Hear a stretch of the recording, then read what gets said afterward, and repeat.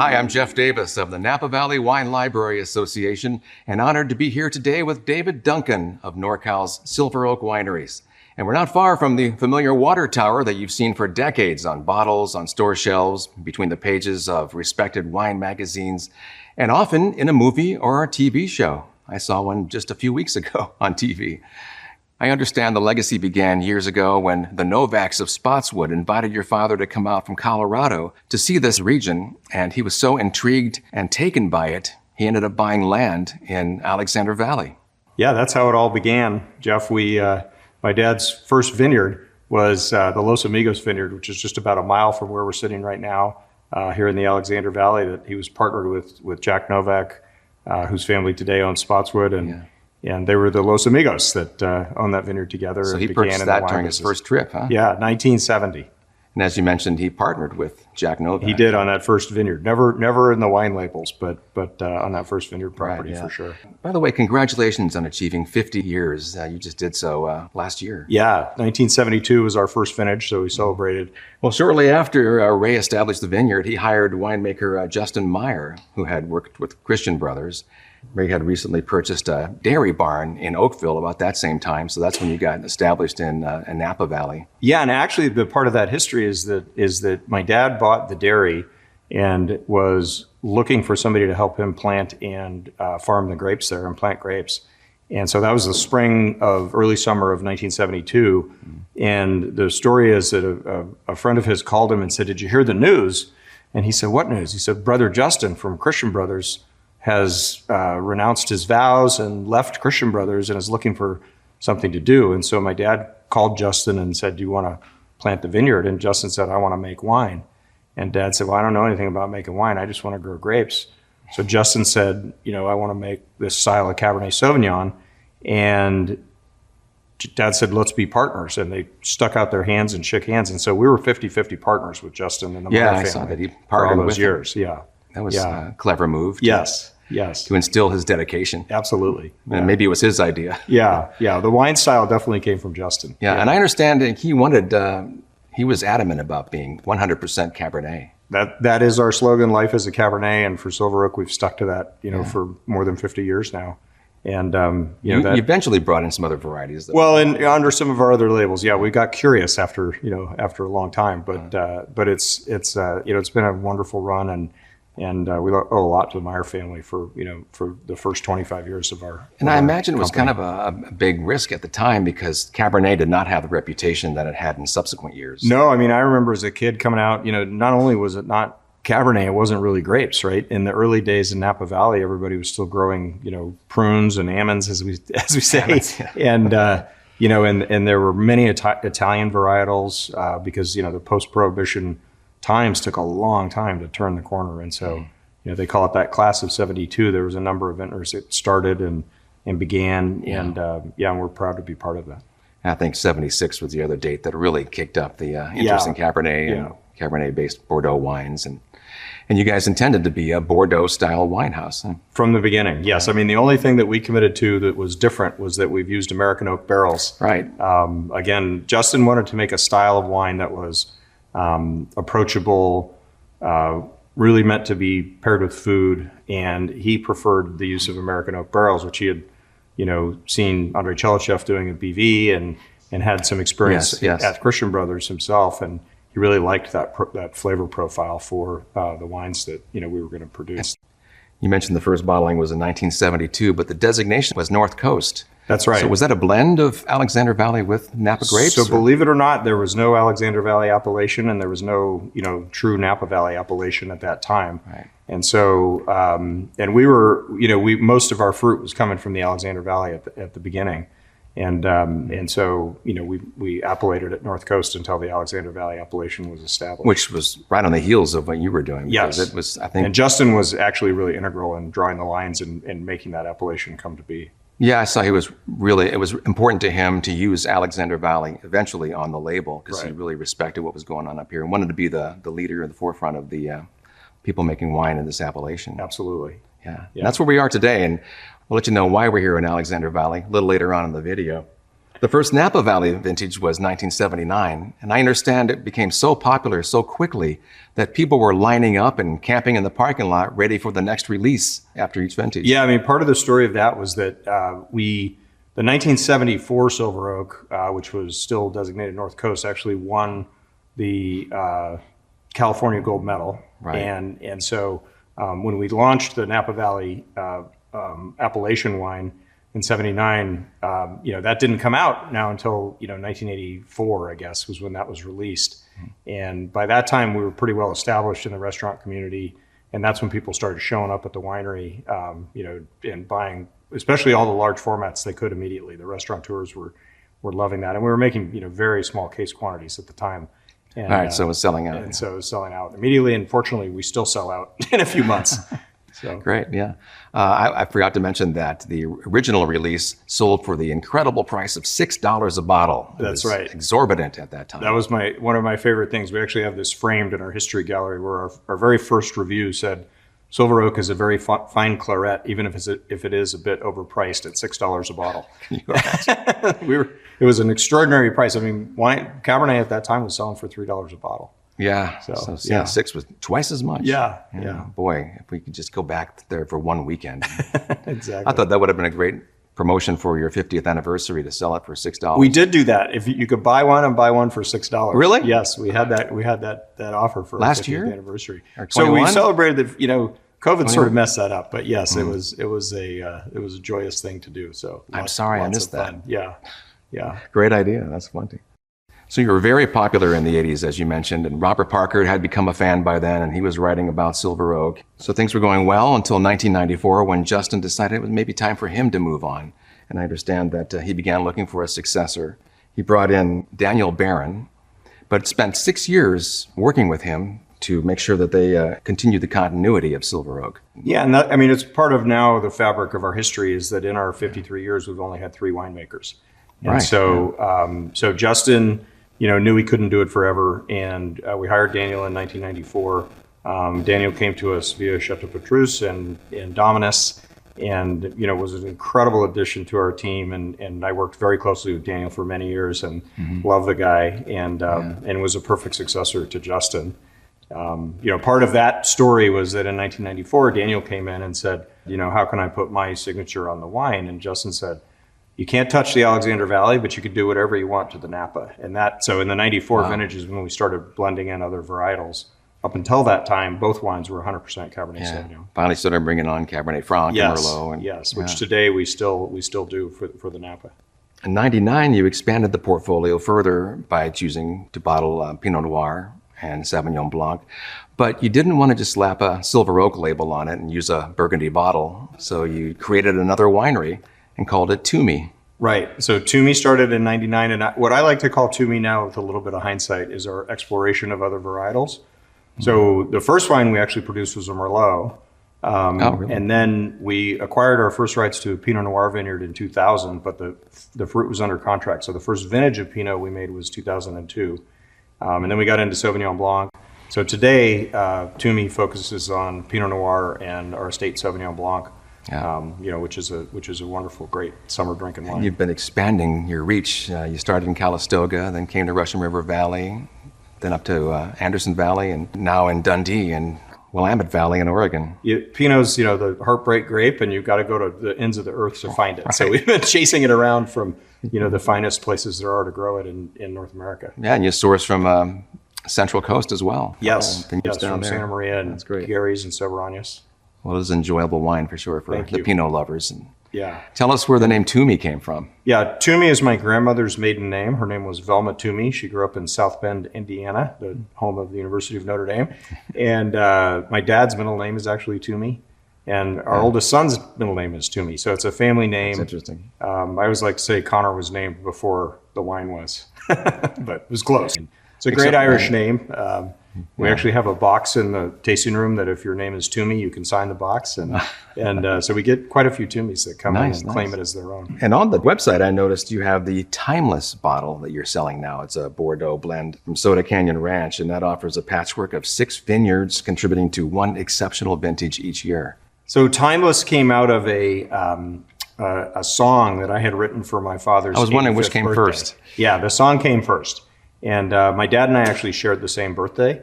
And I got together with my friend Jeff Gargiulo and some Nashville, Monty and Anna are great Nashville singer-songwriters, and we wrote this song for my dad's birthday. And then regrettably, my dad passed away 2 weeks before his birthday, so no. he never actually heard the song. But a few years later, actually because of our interest in single vineyard Pinots and trying to express place, I finally said, let's make a wine from Soda Canyon, which is a fantastic property that we own. It's a large vineyard. It's about 113 acres, but we call it 6 different blocks because there's so many. It's a hilly vineyard up in the southeastern hills of Napa. Yeah. A lot of different microclimates. A lot of different microclimates, a lot of different exposures. And so we created this wine kind of to honor my father. And somebody said, what are we going to call it? And I said, let's call it Timeless. And everybody looked at me like I was dumb because obviously Timeless would be on a wine bottle already. So long story short, we did the work on it and we were able to secure the name Timeless Napa Valley. Nice. And now I've been making that vintage, or that wine for a number of years and are having a lot of fun with it. And the wine's delicious. And it is in French oak. It's something completely different from Silver Oak. And our goal there really is to feature what Mother Nature gives us at that site that year. And so we have a lot of fun with it from a winemaking standpoint. And I'm jumping ahead a bit, but I understand that Nate Weiss is perfect for putting that blend together.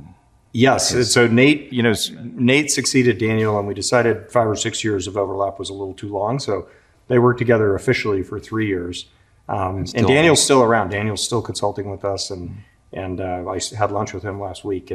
But Nate, comes from a wine family, is a wonderful leader and a fabulous winemaker, and is at it right now, out tasting fruit for the 23 vintage. So, of course, yeah.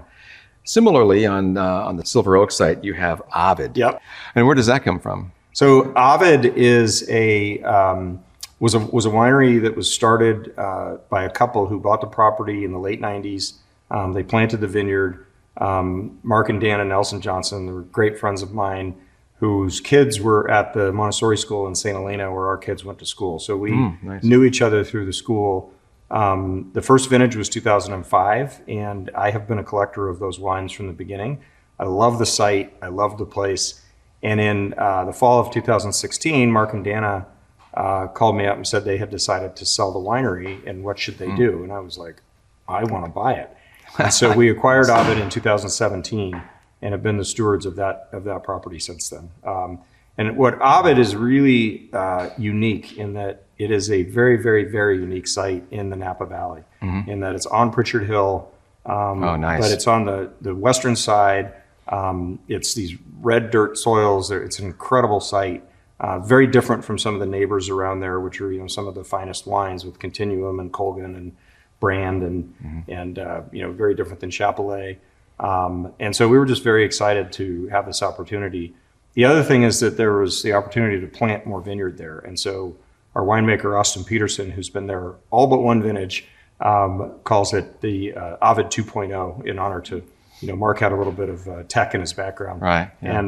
And so we've replanted that vineyard now, and we'll be getting our first fruit from that probably next year. And where does that name come from? So Ovid was a writer, a Roman writer that wrote the poem Metamorphosis. Oh, okay. And so it's a famous classicist. Mark and Dana were both classicists and love ancient Roman and Greek writing, and that's great. Yeah. So and music and so they have a passion for that, and so we play with that for all things Ovid. Nice. Yeah.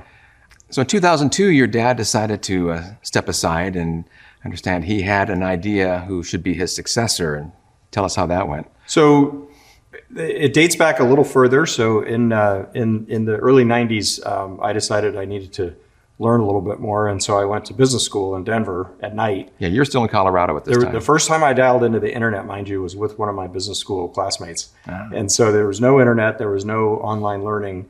So I was still living in Denver at the time. And I decided when I got to the end of my MBA that I was asked by a professor to write a paper. They didn't call it a thesis, but that's basically what it was. And so I did a report on Silver Oak in 1994. It was called Simplicity and Elegance. Nice. And I built the first financial forecasting spreadsheet in Lotus 123, which is a precursor to Excel. And but that's how long ago it was. And kind of had a vision for how to build Silver Oak and what we should do. And then in 2001, we ended up, the Meyer family, Justin unfortunately started to have some health issues in the late 90s and decided the best thing for his family was to sell his share of the winery. So we purchased the Meyer family share in 2001. It was in the press that, Ray Duncan buys Silver Oak. And so we still get asked today, like, when did you buy Silver Oak? But it's important to know we co-founded it. Right. And, and again, I can't say enough about the Meyer family and our friendship with them.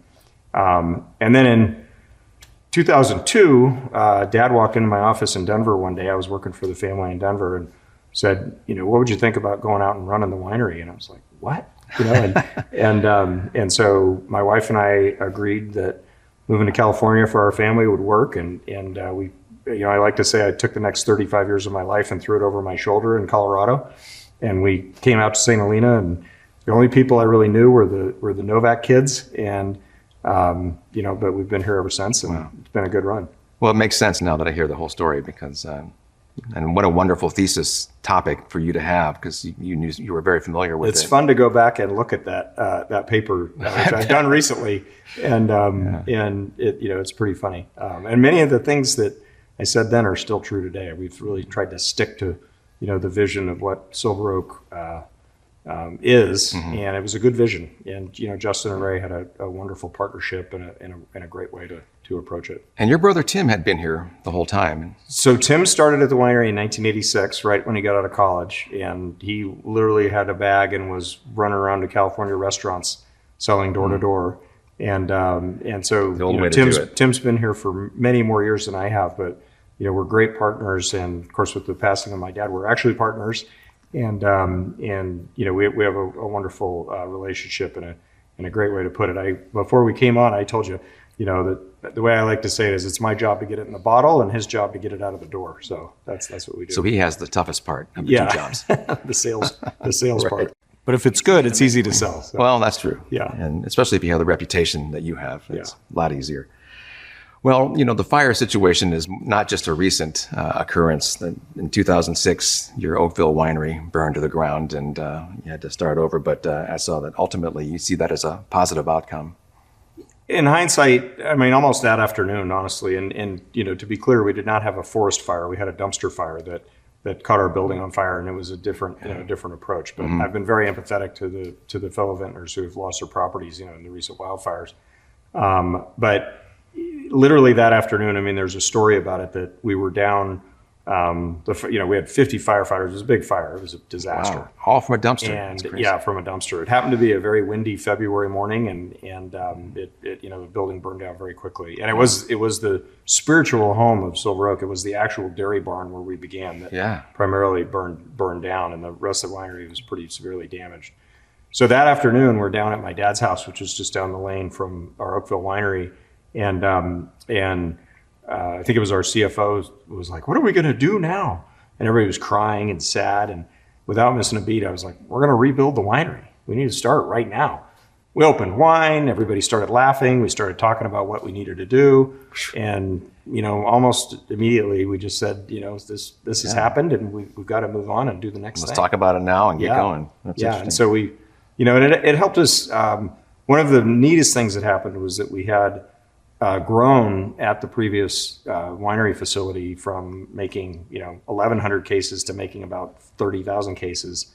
So there was a lot of duct tape and baling wire, as we say, of that winery. And so to have 35 years of experience just producing one wine and having the opportunity to build a new facility just to make the one wine, which is what we do today, that's why I say with all the needs in mind of what you had to consider. Yeah, and hospitality had changed, and so all of those. Right. Plus, we built a really neat building and reclaimed stone and all. Yeah, it's fascinating where you found that stone. Yeah, an old flour mill in Coffeyville, Kansas. It was a flour mill and a cooperage in Coffeyville, Kansas. And actually, last spring I had the opportunity to go to Coffeyville, and we did a wine dinner in celebration, and it was great fun and just wonderful people. And we honor that town and just love the building. But that building was originally it was completed in 1894. And so all of the stone at our Oakville winery was hand quarried Kansas limestone Yeah. from the 1800s. In a sense, it helped you maintain your sustainability desire. It did, yes. And both our Oakville location and the Alexander Valley location are both LEED Platinum, which we're very proud of from our footprint standpoint. I was wondering how you heard about that stone being available, but now that you say there was a cooperage in town, I'm sure that had a lot to do Well, with it. actually, no, it was our contractor that found the stone. He was on a call, and we were talking to Sire and looking for stone, and not necessarily looking for reclaimed stone. We kind of knew we wanted to build it out of stone, and all the good stone, is at Farniente and the CIA and and all the old wineries around here. And so we actually flew to Coffeyville while the building was standing and looked at it and assessed how to do it and how much it was going to cost and came up with a brilliant plan with a lot of hard work and we moved thousands and thousands of tons of stone. Yeah, it must have been. It was a big job, but the winery today, even the day we finished it, it just has such presence, and I love that hand quarried stone. It just looks amazing. Yeah, it's a beautiful building. Yeah. Speaking of moving, I liked the idea that for the 40th anniversary in 2012, you wanted to connect on a deeper level with your club members, and so you had the imaginative idea to send your tower on a road trip. We did the tower tour.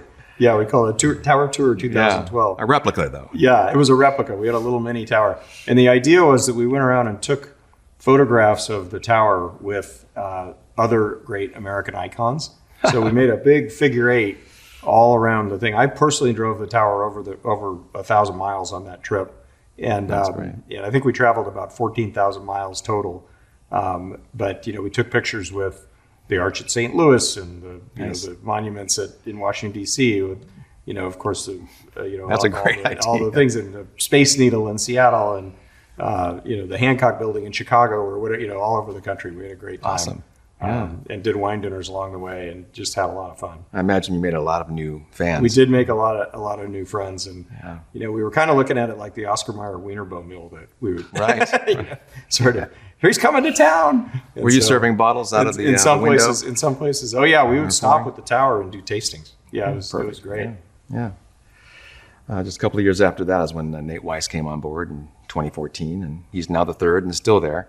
Very much so. I imagine you anticipate him being there again for a while. Hopefully, well after I'm here. Yeah. So that's going to be quite a while then. Yeah. No, he's a young guy, and just been a terrific addition to our team, and has his own mark and his own vision on the winery, I couldn't say enough about Nate. 2015 became another pivotal year for Silver Oak for 2 reasons. It became the first U.S. winery to purchase their own American oak barrel cooperage. And 2, construction began in Alexander Valley for their new tasting room and production facility, which was completed in 2018, and has joined the Oakville location as the world's first commercial production winery to earn LEED Platinum certification, the U.S. Green Building Council's highest level of recognition. You must be very proud of that. Yeah, so there's 2 threads to pull on there, but the cooperage, let me start there, was we have been buying barrels from that cooperage since the 70s. And so over the years, we formed a partnership with the cooperage, and then the family that owned it got into sort of retirement age, and so that's when we acquired full ownership. I've been accused of having some control issues. But today, we produce about 80% of the barrels that we use for Silver Oak we call it the Oak Cooperage. And so it's a wonderful addition. We've really improved the quality of the barrel, the oak aging, all of those different aspects of the cooperage. Nice to have that control. The barrel's really important to our flavor profile and what we do. On the winery standpoint, when we built the Oakville winery after the fire, it was very important to me to add the sustainability component to our building practices. We were already doing it in the vineyards, something that I grew up with as a kid. But we were responding to the fire, so we didn't worry about certifying the building until later. And then, of course, we were able to get the LEED Platinum designation. When we started this project, we bought this property right where we're sitting in 2012, and took us a couple of years to permit it and design. But I knew that we wanted to do something extraordinary. Yeah. So not only did we get LEED Platinum, but this building was also designated as a living building. by the International Future Living Institute, who's an organization out of Seattle. And it is the only, to my knowledge, to this day, it's the only manufacturing building there is, if from a winery standpoint. And wow. That has to do with our water use. So, we're basically net zero water, net zero energy, our material sourcing. My niece was very instrumental in helping us make sure that we documented everything properly to get that. And it was, up until about 6 months ago, the largest project that had ever been designated a living building. But I think we just got passed by an office building somewhere. Oh, darn. But we're very proud of that No designation, doubt, and this is an extraordinary location. That's remarkable. And I was going to ask about you being net zero, so it's great to hear that you have attained that. Yeah, like one of the things here is that from a water use standpoint, and now our 2017 was our first vintage here. We didn't open the whole facility until 18, but 2017 we were able to crush grapes. So we have some experience now. So we use about 1 gallon of water per gallon of wine at this Alexander Valley Winery. And that seems very small. The industry average is about 6 or 7 gallons of water per gallon of wine. Oh, nice. So it's a pretty extraordinary difference. And with our solar panels and the way that we put the heat exchangers in and the cooling and all of the different mechanical aspects of running a winery, we really had a lot of buy-in from our contractors and our subcontractors, and tried to think outside the box on how to do things and achieve something that nobody had ever done before.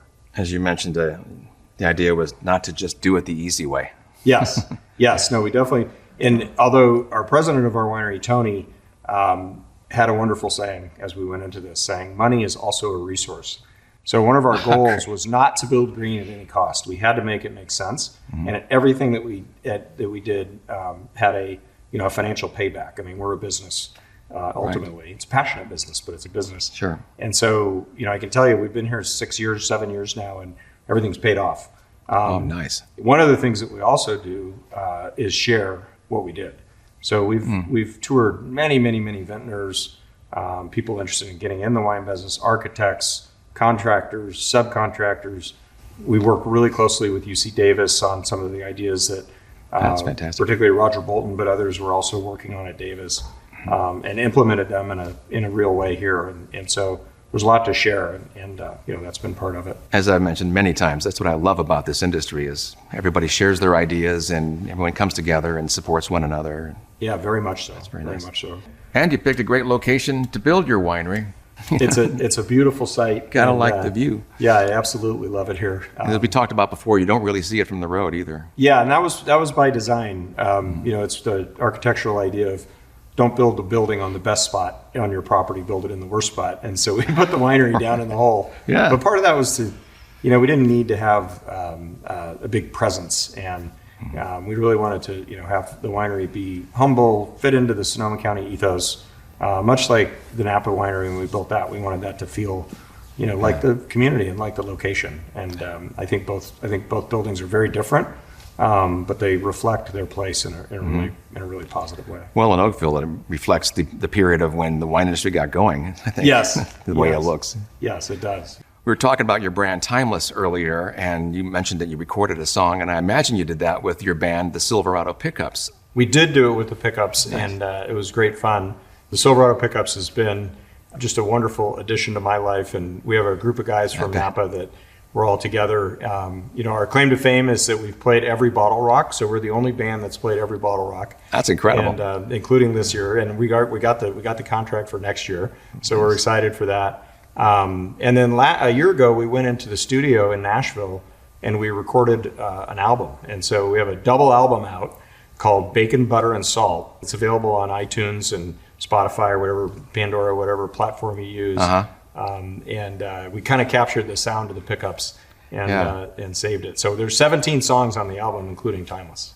I perused through that album on Spotify, I think, and you cover a lot of really interesting and talented artists. We do. So we have the Pickups way of doing things, and we play about half cover songs, about half originals. It's just been great fun, and it's something I've enjoyed very much. Not too much of a distraction? Not too much of a distraction. No, Okay, we don't. As my wife says, keep your day job. Nice.